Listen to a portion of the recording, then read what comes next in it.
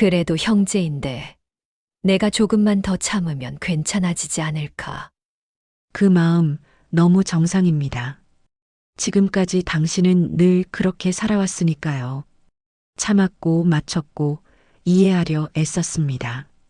그런데 이상하지 않습니까? 참을수록 마음은 더 무거워지고 이해할수록 존중은 더 사라집니다. 부모님이 계실 때는 몰랐습니다. 형제라는 관계가 사랑으로 유지된 것이 아니라 부모라는 우산 아래에서만 가능했던 평화였다는 사실을 말입니다.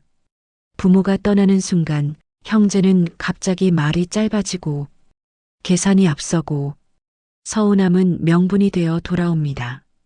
많은 사람은 말합니다. 돈 때문에 이렇게 됐다고. 하지만 진짜 이유는 그보다 훨씬 깊습니다. 이미 오래전부터 쌓여있던 마음의 장부가 그날 비로소 열린 것뿐입니다. 오늘 이 영상에서는 왜 나이 들수록 형제가 남이 되는지, 왜 이해하려 애쓸수록 내가 더 무너지는지, 그리고 이제 무엇을 붙잡아야 평온해지는지를 이야기합니다. 이건 형제를 비난하는 이야기가 아닙니다. 중년 이후 관계에 끌려다니지 않고 나를 지키며 살아가는 법에 대한 이야기입니다. 지금부터 당신의 마음이 가벼워지는 방향으로 이야기를 시작하겠습니다. 오늘은 조금 무겁지만 많은 분들이 혼자 가슴에 품고 계신 이야기를 꺼내보려 합니다.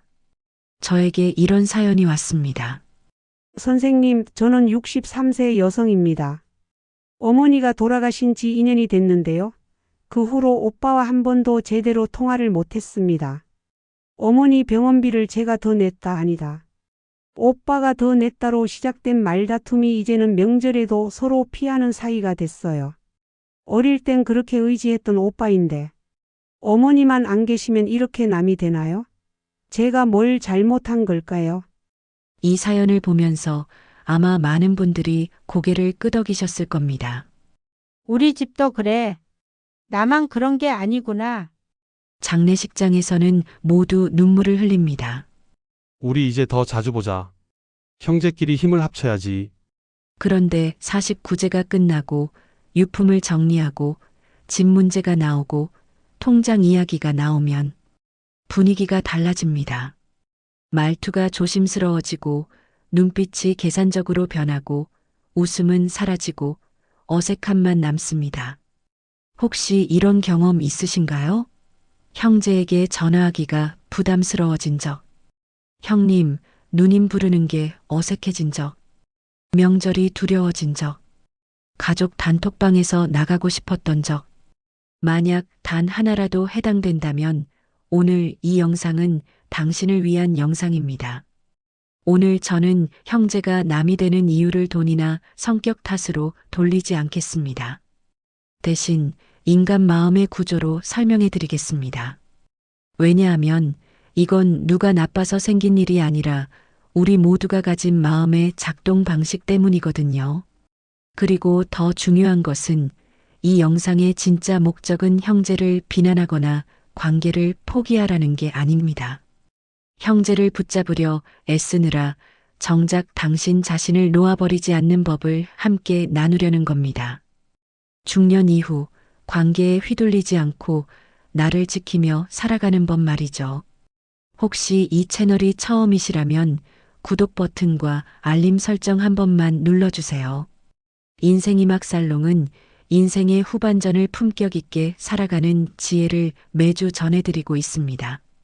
여러분의 마음을 지키고 존엄을 세우는 이야기들로 가득합니다.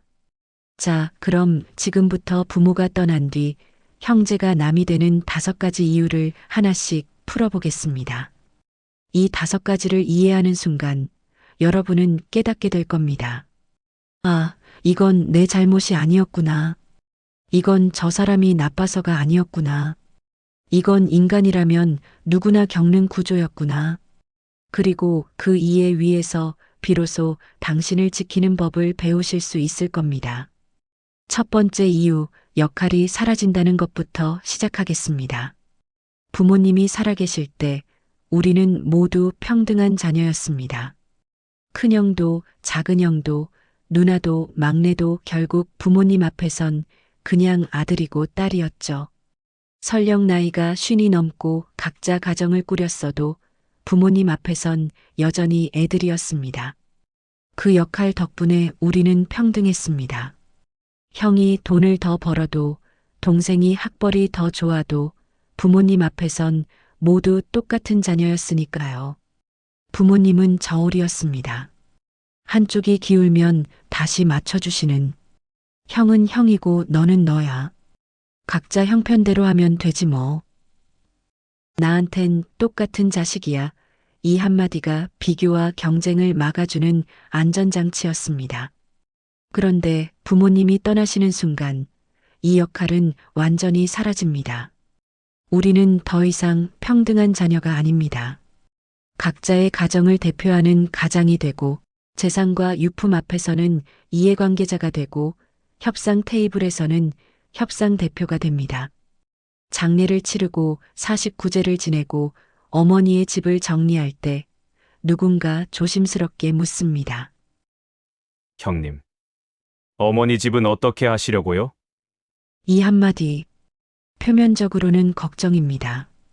하지만 이면에는 계산이 깔려 있습니다. 형도 압니다. 동생도 압니다. 이건 단순한 질문이 아니라 이해관계의 시작이라는 것을. 그 순간부터 형제 사이의 언어가 바뀝니다. 감정의 언어에서 계산의 언어로. 보고 싶었어가 언제 시간 되세요? 가 되고 괜찮아? 가 얼마 생각하세요? 가 되고 우리가 저희 쪽에 서는이 됩니다. 말투는 정중해지지만 마음은 멀어집니다. 왜냐하면 역할이 사라진 자리에 이해관계가 들어왔기 때문입니다. 첫 번째 이유, 역할이 사라진다. 이건 누가 나빠서가 아닙니다. 인간관계의 구조가 바뀐 겁니다. 부모님이라는 중심이 사라지면서 형제는 각자의 중심을 가진 독립된 가정이 된 것뿐입니다. 그런데 문제는 여기서 끝나지 않습니다. 역할이 사라진 자리에 기억의 장부가 펼쳐지기 시작합니다. 두 번째 이유, 기억의 장부가 열린다. 부모님이 편찮으셨을 때를 한번 떠올려 보십시오.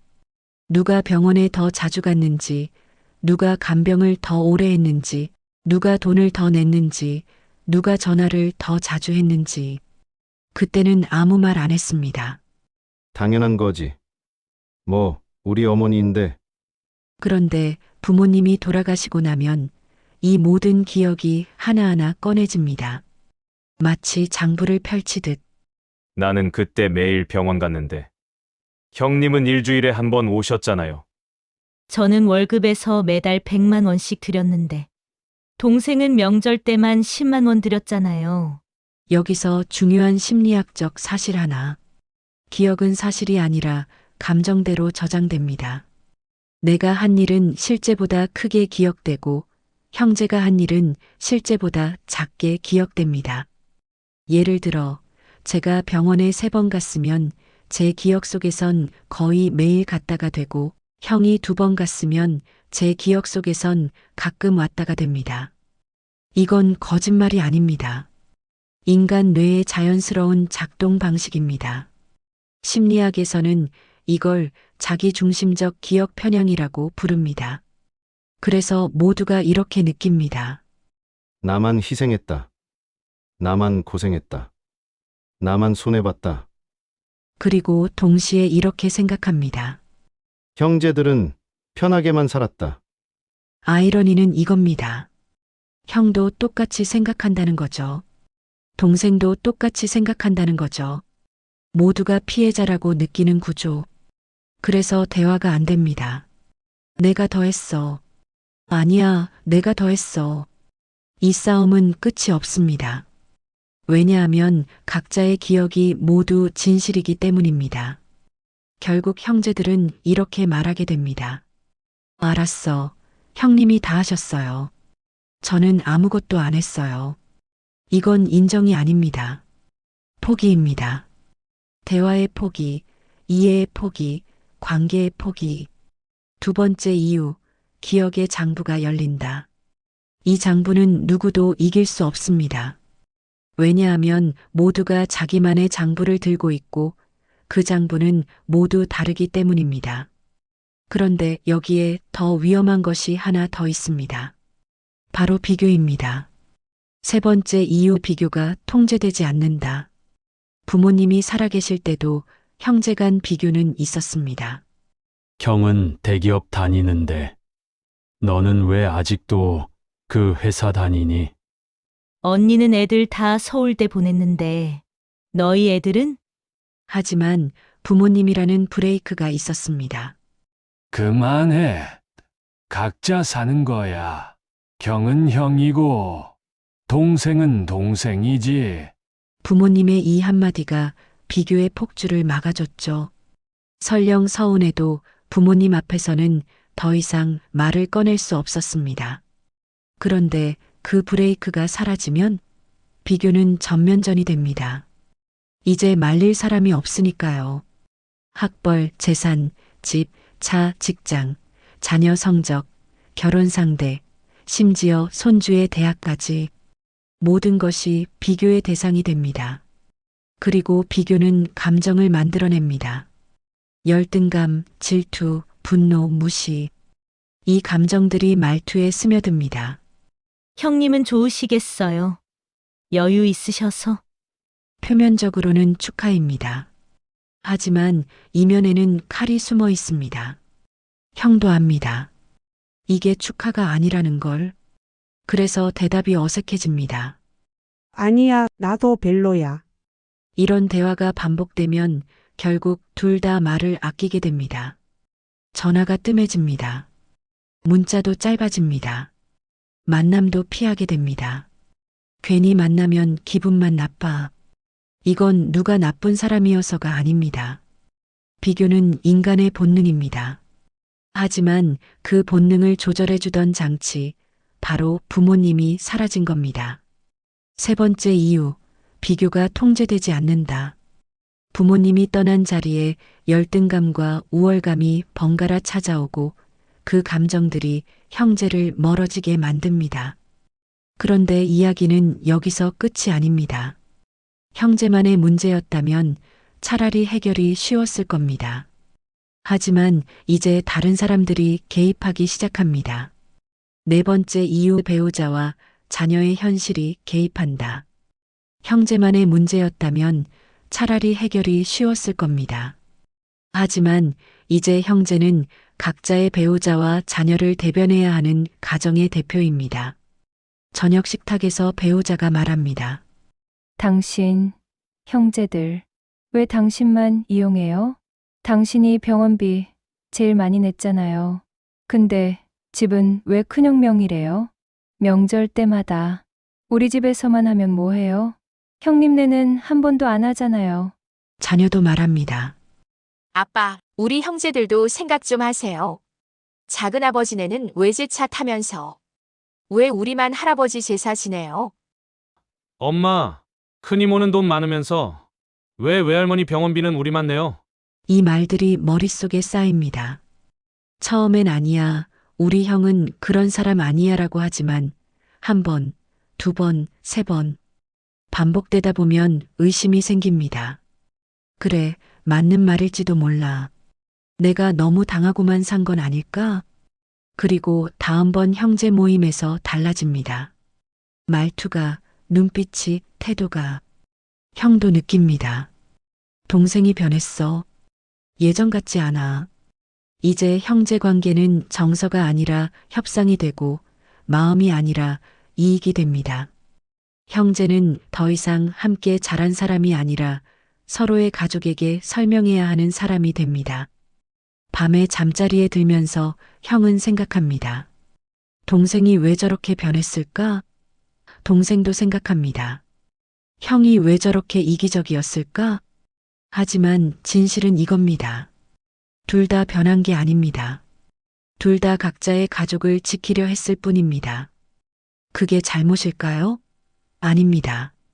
당연한 겁니다. 네 번째 이유, 배우자와 자녀의 현실이 개입한다. 이건 가정 대 가정의 문제가 됩니다. 형제 둘만의 문제가 아니라 두 가족, 세 가족의 이해관계가 얽힌 구조가 되는 겁니다.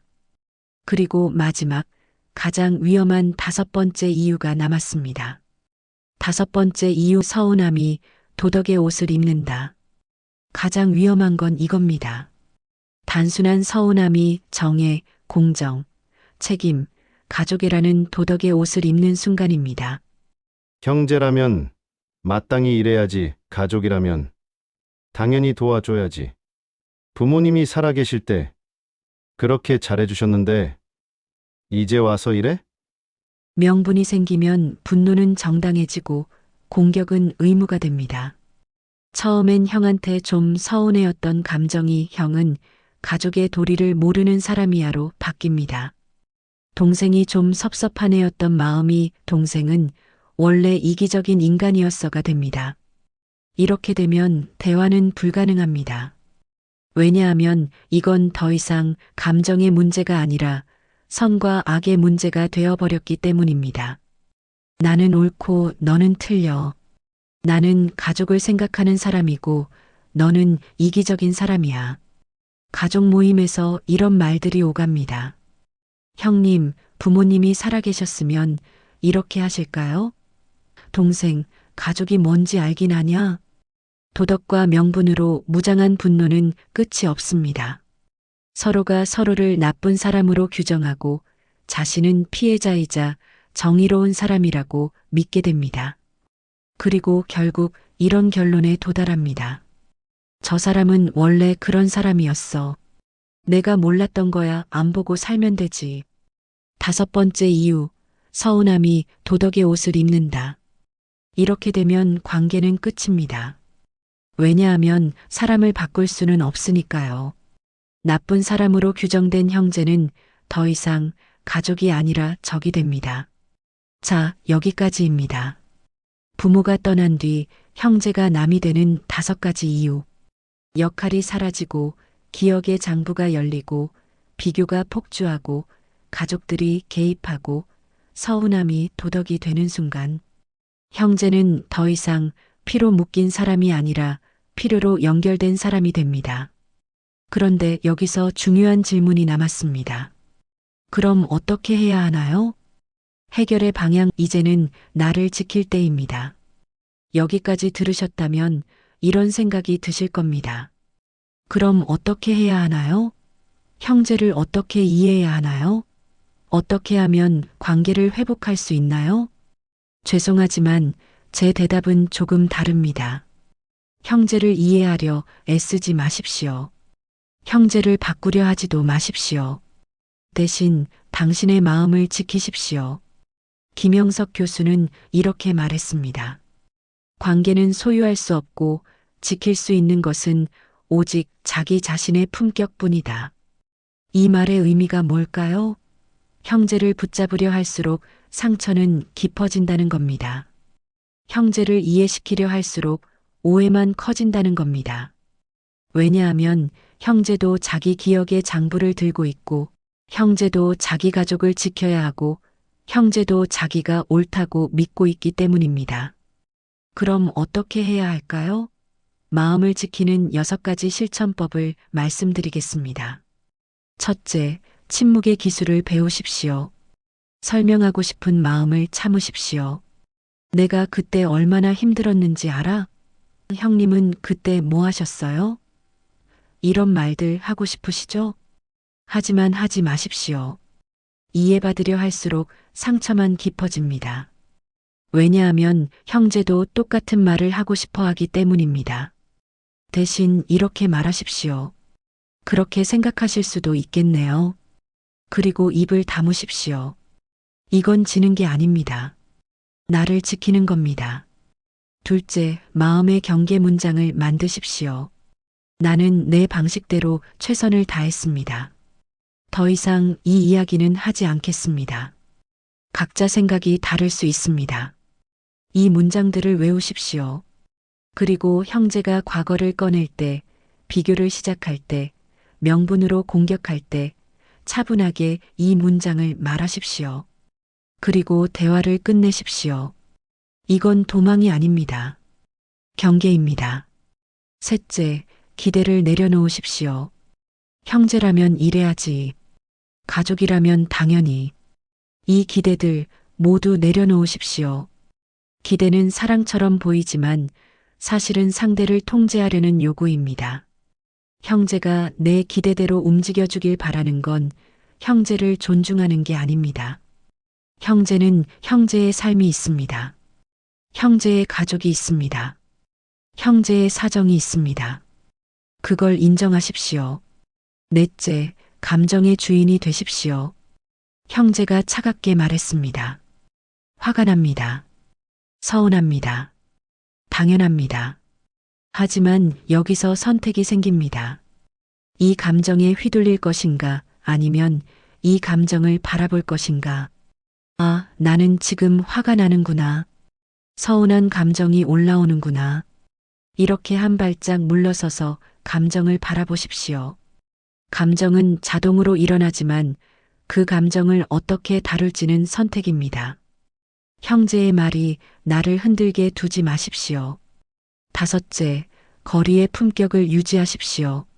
멀어지되 미워하지 않기. 연락 안 하되 원망하지 않기. 형제와 거리를 두는 건 잘못이 아닙니다. 오히려 서로를 지키는 방법일 수 있습니다. 억지로 가까이 있으면서 상처 주고받는 것보다 적당한 거리를 두면서 평화를 유지하는 게 나을 때가 있습니다.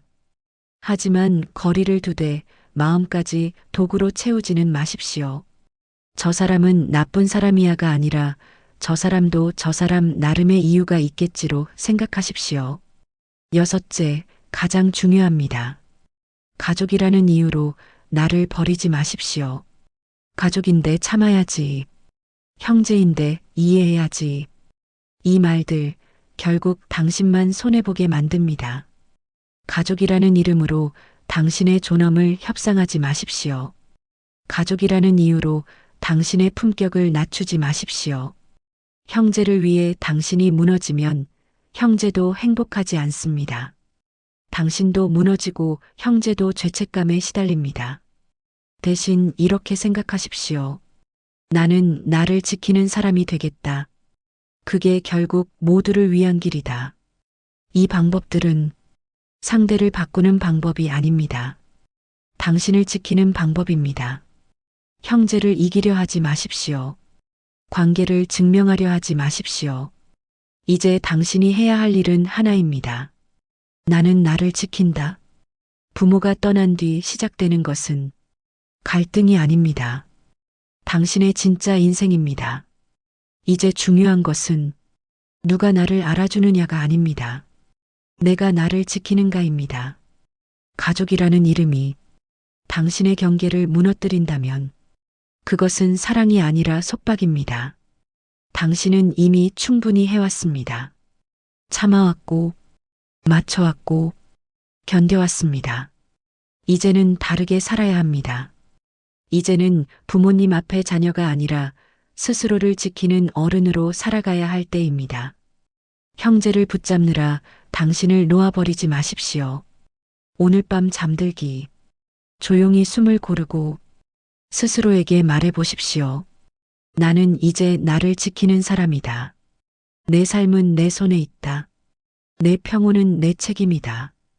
부모가 떠난 뒤 형제가 남이 되는 현실을 부정하지 마십시오.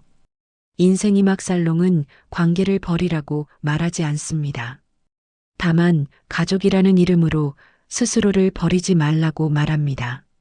관계의 결말은 바깥이 아니라 당신 안에서 결정됩니다. 형제가 어떻게 행동하든 당신은 당신의 품격을 지킬 수 있습니다. 기대는 사랑처럼 보이지만 사실은 요구입니다. 내려놓으십시오. 마음이 평화로워야 현실도 평화로워집니다. 불신으로 형제를 보면 모든 행동이 의심스럽게 보입니다. 하지만 담담한 마음으로 거리를 두면 그 거리 속에서도 평화를 찾을 수 있습니다. 오늘 이 영상이 누군가의 마음에 조용한 위로가 되길 바랍니다. 혼자 끙끙 앓고 계셨던 분들, 이제 조금은 마음이 가벼워지셨기를 바랍니다. 아, 이건 내 잘못이 아니었구나. 이건 인간이라면 누구나 겪는 구조였구나. 이 깨달음이 당신을 자유롭게 만들 겁니다. 여기는 인생이 막 살롱입니다. 남의 기대가 아니라 당신의 기준으로 살아가는 법을 함께 나누는 곳입니다.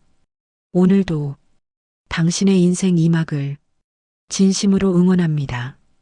구독과 좋아요 감사합니다.